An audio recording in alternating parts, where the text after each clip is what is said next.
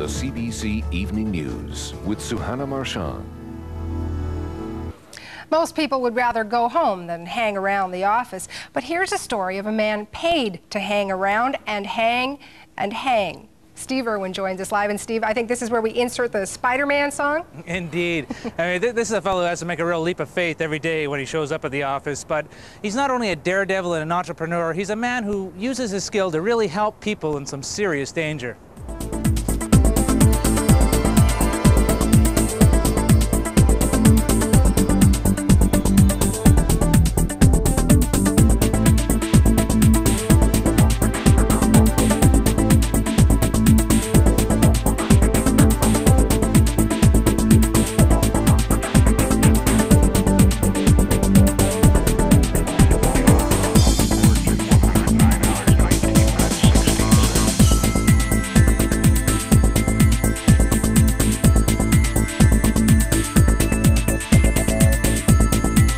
I believe that this nation should commit itself to achieving the goal before this decade is out of landing a man on the moon and returning him safely to the earth. Right over here, Spider-Man! This is dangerous. Do not try this at home. Yvonne is a mechanical engineer from Iger and also the founder of the High Altitude Rescue Team, and Spider-Man. He's known as Spider-Man. Spider-Man. Ivan and his team are the top high-rise rescue technicians in the country.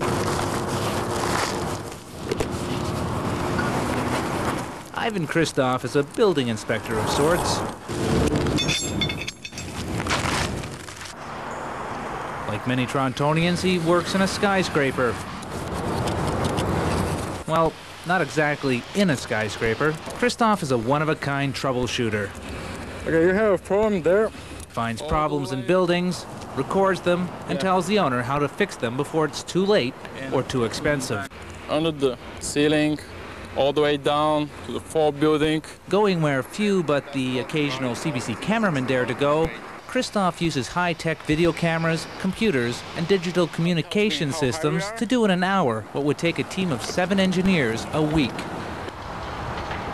Not bad for a guy who didn't speak a word of English 5 years ago when he came to Canada, incorporating a few of his skills, like mountain climbing, paratrooping, and engineering.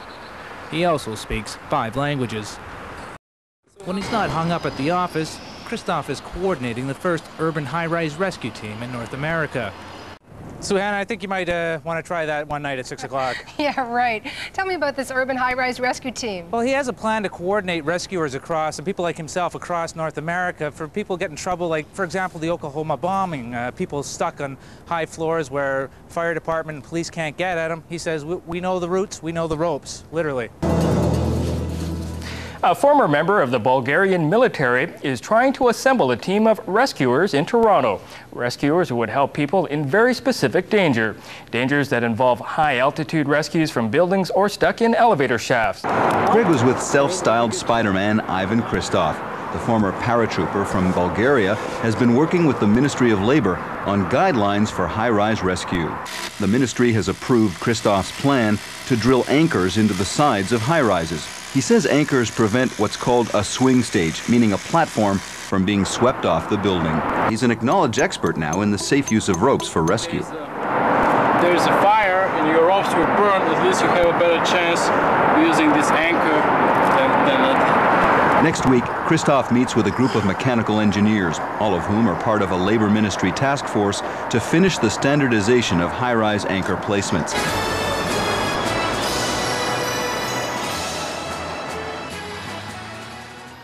A high-rise rescue operation was introduced in Toronto this morning.